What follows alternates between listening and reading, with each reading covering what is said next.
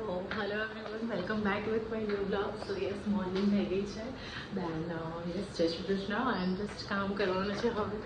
So let's do અભી થોડું કામ કરીને પછી મળીએ. Thank you. સો યસ, સવારનો ટાઈમ છે તો ઓફકોર્સ કામ તો હોય જ છે, ઘરના કામ કરવાના. તો હું પછી અહીંયા ફટાફટ ઘરના કામ લાઈક થોડું ડસ્ટિંગ એન્ડ કચરા વાળવાના અને બધું થોડું ફર્નિચર લૂછવાનું ને એ બધું કામ મેં થોડું પતાવ્યું. અને દેન પછી થોડી વાર થઈ તો હું પછી બહાર નીકળી, થોડું કામ પત્યું પછી. તો બહાર એકચ્યુઅલી હતું એવું કે સામે દી છે ને એમના બેબીને લઈને રમાડવા માટે આવ્યા હતા, તો એ હિંચકા પર રમાડતા હતા એને. પછી જોયું તો વોશિંગ મશીનમાં કપડાં પણ થઈ ગયા હતા, તો એ પણ સૂકવવાના હતા.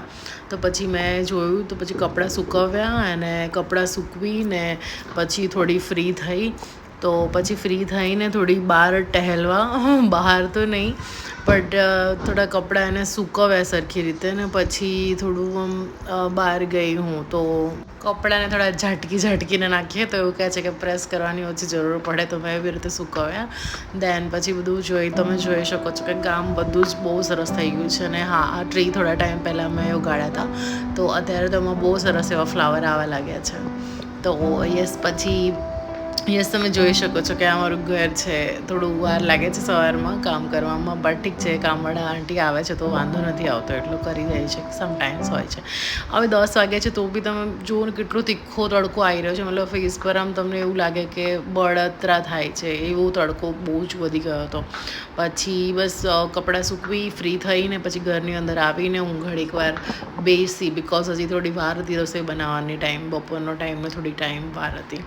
પછી થોડી વાર પછી તો પોતાને એવું બધું થઈ ગયું. તો પછી બારીઓ બંધ કરી દઉં મેં કીધું, બિકોઝ બપોરે અત્યારે તો તડકો એટલો છે ને તે કે 10 સાડા 10માં બી આમ તમને ગરમ હવા આવવા લાગે છે.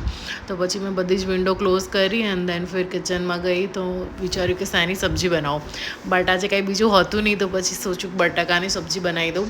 તો બસ મેં બટાકા લીધા, એને થોડું છાલ ઉતારી અને પછી થોડું એને નાના કટ કર્યા અને પછી લોટ બાંધ્યો. રોટલી ને બટેકાનું શાકનો આજે પ્રોગ્રામ હતો બનાવવાનો, તો પછી એ કર્યું મેં. અને દેન થોડી વાર પછી મને એવું યાદ જ નહોતું કે આજે મતલબ ગણેશ ચતુર્થી છે.